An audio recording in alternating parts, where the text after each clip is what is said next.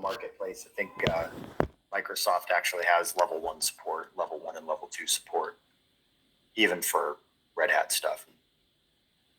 So we're only giving L3. But there is, I believe, if they, I think a private offer actually pulls that up to where we're actually L1 support. But don't quote me on that. Let's confirm that before we bring that to a customer. But I'm pretty sure that that is a one of the other benefits to doing the private offer. Yeah. So for the VDC, I didn't know they have some discount if they had like few machines. You said less than 5. I didn't know about that though. It's about 6 to 7. So on a VDC, it costs. I want to say it's close to a multiple of 6 what an actual RHEL license would cost, or not a license, a subscription. So if your hypervisors have more than 6 RHEL VMs on them, it's cheaper to go ahead and subscribe the entire hypervisor with a VDC sub. If you're putting less than that, then it's actually cheaper to buy the subs on their own. Because the VDC would be too expensive. Mm-hmm. Now, on the other hand, we have customers that use a lot of very small VMs. So we've had a couple of customers that have come to us with this issue. They will buy a VDC and they'll put 100 VMs on that hypervisor. Each one of them is running RHEL. Each one of them is a relatively small VM with a relatively small workload. They go to move that to the cloud, to a hyperscaler, mm-hmm. and their RHEL costs skyrocket, like 5x. Right, yeah. And it's just because the more dense you can make your hypervisors, the less each instance of RHEL costs you if you use a VDC sub. When you go to the cloud, you're buying... You pay, you're paying machine by machine. There's no such thing as VDC in the cloud. Yeah. Right. So that ends up biting people if they get too dense. I can't imagine that these guys, if they're already asking about pinning and whatever else, I don't know how dense they're going to get. But I was trying to understand his. I don't know. I don't think that the guy we were talking to, the director, was it Mike Liberty? I didn't get the sense he's super technical.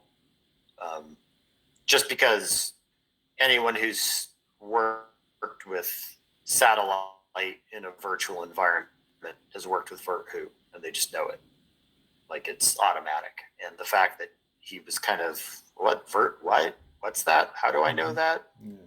It seems to me he has very little understanding of what they're actually getting between satellite and the other stuff. So I think he's a pretty high level, which also bites against us because that means that the work of handling a community subscribed instance is going to fall to somebody else on his team, not to him. Mm-hmm. And other people's time is always free, right? Mm-hmm. That's going to be the problem there. But yeah, it was, just some of the core stuff in there. As far as linking up, it took me a bit to realize that they had purchased satellite separately because pretty much nobody does that. Everybody buys satellite directly with their RHEL. Correct. Yeah. So I guess just because they bought it after the fact was what made that look so weird. I was almost thinking it was like a 5-year ago renewal that was popping up from back when we sold satellite separately. Mm-hmm. And you bought smart management on the RHEL. But no, the smart management, the satellite is for free now. So there's guys, that was basically smart management that they bought separate. Mm. So that was interesting. I don't know. And I guess my feedback is just listen carefully and try to ferret out, because there were a couple of times I'm not sure that you quite got the question. We had some, you had good information, but it wasn't targeting directly the question that the customer was asking. Mm-hmm. So we'll want to pay attention to that. Just make sure you're listening carefully. Ask a clarifying question if you need to. I'm happy to keep jumping in and helping out. But, that's obviously I only scale so far. So, but I'm certainly happy to help out where I can on that. So that was that. Anything else you want to talk through on that meeting? Oh, the only thing is my monitor here. I mean the cable that connects my computer to my monitor is, I don't know, it's just stopped working. I need to change that, because the advantage is that you have two screens. Then you can, clarify some things behind the scenes yourself, like googling Yeah, quickly certain things to see. But yeah, appreciate the feedback though. Thanks. yeah. I want to. So I finally have reports working. So we'll start with this one right here, which is the ops without technical wins, and I'm going to save a copy of this so that you can get a copy of it. This has only your opportunities in it, so I narrowed it down to just your three. I'm going to pop this into public reports real quick, because this way you can. All right, now I'll pop this into Slack. So what you'll need to do is, all right, where did you go? You vanished on me again. There you are. You'll have to save a copy of this in private folders in your private reports. So, and as I went over on the meeting, I don't know if you were here for this part of the team meeting. I can't remember who all was there. Yeah, I was on the call, but I have to go over the recording, because you did a recording, and then I go side by side with the recording and my first report, so I can pick it up from there. Yep. Yeah. So ideally, this report would have no rows in it. As it turns out, this week this shows us what's in. You'll notice this is going out to June 30th. So this is 2 quarters. This report will always be this quarter and next quarter, because we're always working ahead of the reps. The reps are only closing Q1, particularly as you get to the end of the quarter. The reps are going to be 100% on Q1, trying to close it out. Well, not 100%, but it's going to feel like it. And we'll be mostly on Q2 by that point. So we're going to keep this forward looking. If I run through this, what this basically is my checklist. Each one of these opportunities, you just want to click into it and come over and go and create that technical win task right here. So if you run through each of those, you should be able to knock these out in like a half an hour and get them all attached. And then we can go to the technical win tracking report, and we can actually talk through the technical wins and all of the other tasks that we have on those, which would be the better way to run through it. Okay.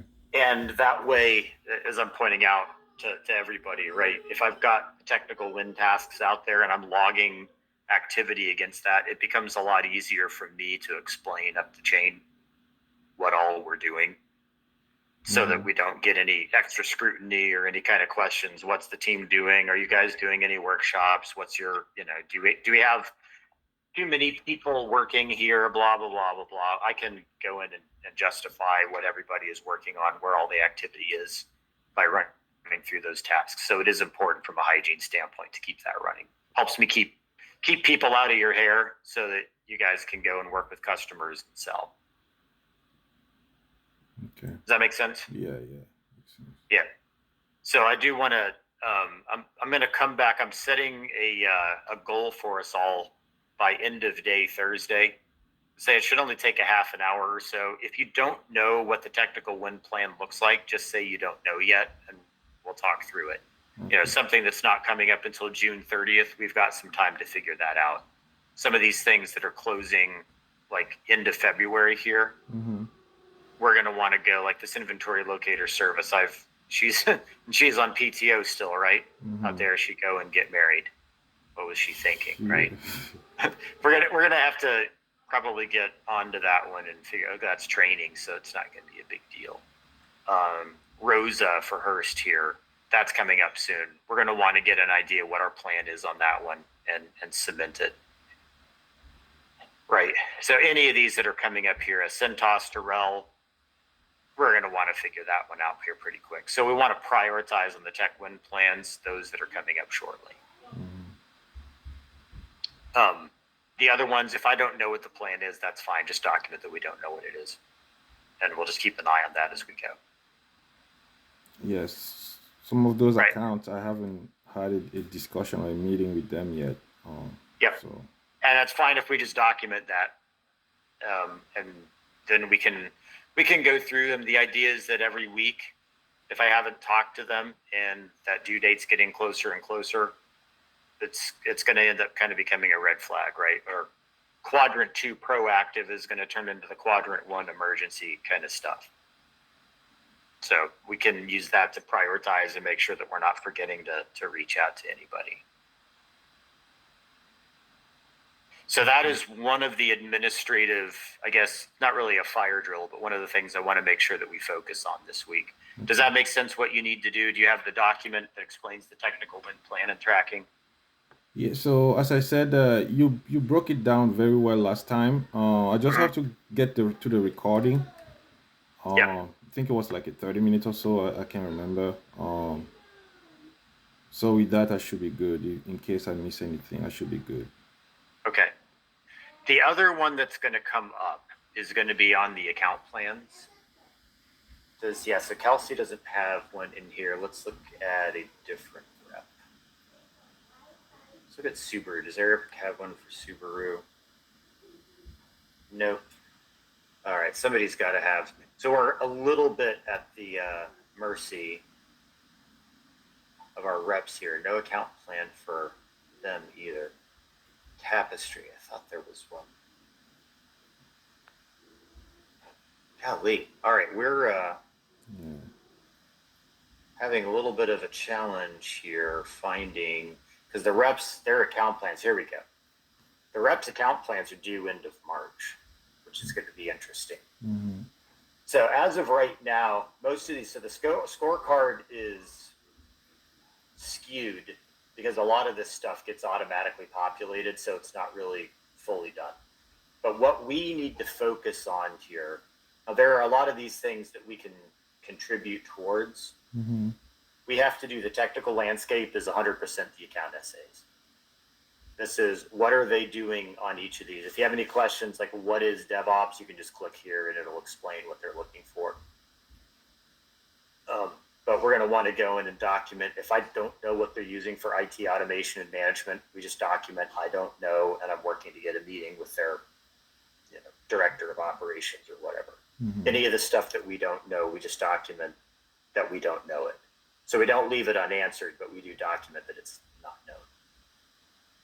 We're also responsible for the success plan. This was all that customer, whatever, the donkey with the toilet plunger on its head training that we did. Mm-hmm.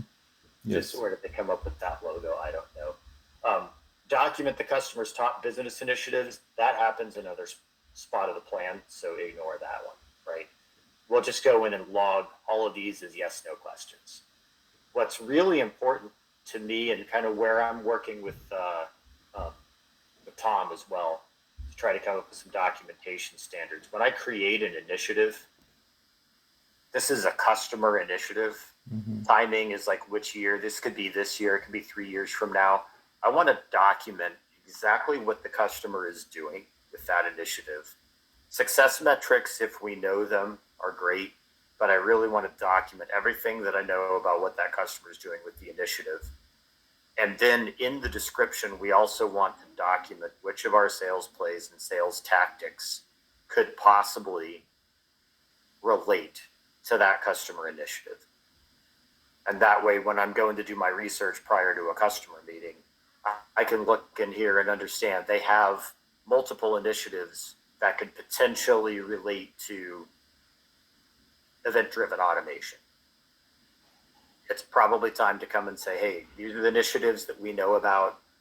Let's talk about, some stuff that we can do that could help you out.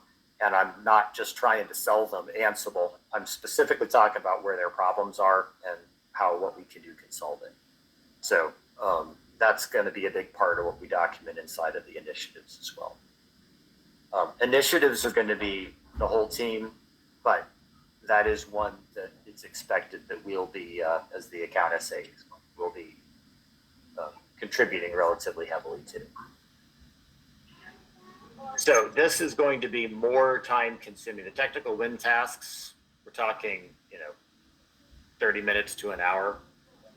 These account plans are going to take a little bit more time. If we're in account planning sessions, we can run through it. Otherwise, I would say let's run through the technical landscape of, an account or two per week. You've got about 30 of these to get through. So we don't want it to take too long because, again, the account plans are done due end of March, end of the quarter.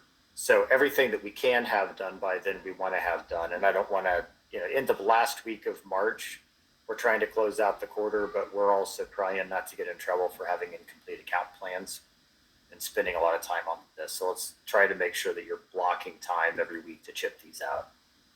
Okay. And get those taken care of so we can get some of those documented. And then just work with your team when you hear a customer mention an initiative. Even if it's Advisor 360, if we find out they have a directive to slash costs every place that they possibly can, let's document that as an initiative.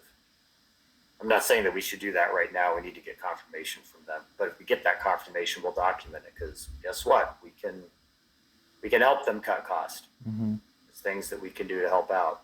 Automation is a big one with cost cutting. And then we can help them understand that, cutting out software costs doesn't necessarily cut costs. You get sometimes the most expensive things in life for free. That's true. Yeah, that's quite a bit. Yeah, I start working on those. All right. And then we have until you said March. So for the account that closes in June, second quarter. So okay, so my question is, I guess, do you want me to start with the account that closed on this quarter, or just On as the a priority? opportunities, yeah. I mean, as far as technical win plans, you could just go in and knock out a plan for each one just in sequence and just get that report clear. That way we at least have the task everywhere with some placeholders. When it comes to actually putting time into filling out the technical win plans, yeah, let's start with big deals in particular that are closing this quarter, and then move on to the deals that are the smaller ones. And then let's start attacking the big deals for next quarter. Because big deals for next quarter, a lot of those technical win tasks we need to be working on right now. If somebody has to do a POC and then it ends up running into an RFP of some kind, that's a several month process. So that could be a Q2 or Q3 deal that we need to be working today. We need to have the plan in place for today. So we need to be way, way out ahead of a lot of these things. So I would definitely prioritize the stuff that's Q1, but we don't want to wait too long on the other stuff. And then we end up with a bit of an emergency when we find out that all of a sudden it's more involved than we realized it was going to be. We'd rather catch that earlier than later. Yeah, correct. Makes sense. Right. Any other questions you have? I do want to run through that report also, just take a look, because this is our best view of what business that we have going right now. The Advisor 360, that's the renewal. I'm pretty familiar with what all of those are. Just kind of glancing at the other stuff that Eric's got going, particularly this quarter. So he's got an Ansible networking at Subaru. Have you been looped in on that one at all? Subaru, we haven't had a call on that one yet. Okay. So Eric, let me see. Advisor 360, yes. We talked to Rite 8, but it wasn't too productive because they went through bankruptcy and they're not ready to really, budget is not available.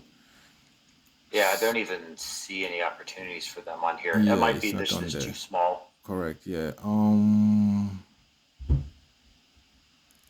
Blue Cross, Blue Shield. I don't have any notes for the other accounts, but let me see here. I tell you. Well, look through the others. Inventory locator, that was the Boeing thing. I think I heard something about that one.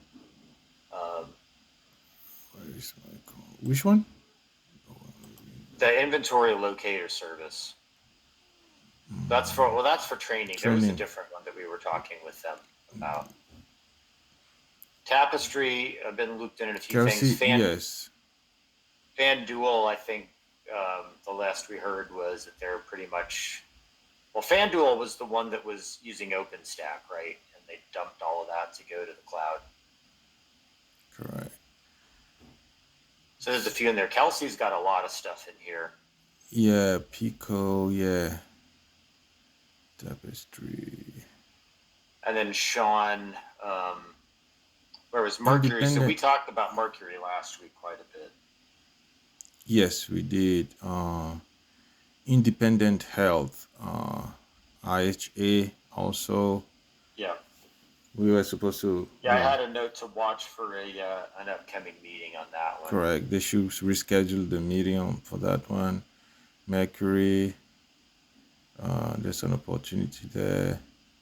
Yeah, and we talked about the IEEE last week, which is Correct. good. So we've got the renewal is next quarter. There's an SQO, which is sales qualified. So that's a MDR opportunity, I think, for Ansible. But we were talking the cloud migration and trying to get them off of VMware is what I had seen. So it sounded like some good opportunity there. Correct. I think we have a meeting coming up with them. Not sure the date yet, but those are the three. So yeah, the major accounts for all the AEs are just like a handful of them, though. Yeah. Like major opportunities. Actually, so it occurred to me, the thing I should probably add to this, by the way, is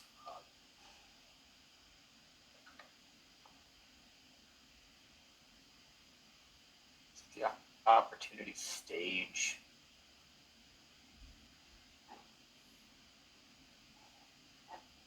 Is it stage or was it, it's not stage.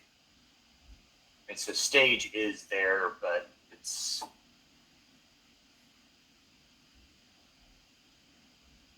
what is the word for like,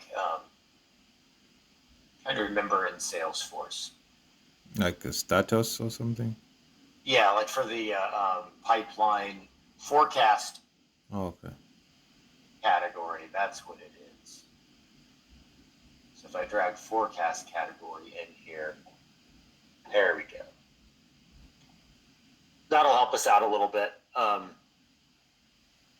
now we can kind of see what stage any of these things are actually in, right? Commit. So a lot of this stuff, pipeline. Certainly anything in commit, I want to make sure. The way that technical wins are going to work once we get everything established and we get everything synced with our sales counterparts, you won't be able to promote an opportunity out of pipeline into best case until there is a technical win. Okay. So technically, every single thing in here that is best case or above, we should have a technical win on. Okay.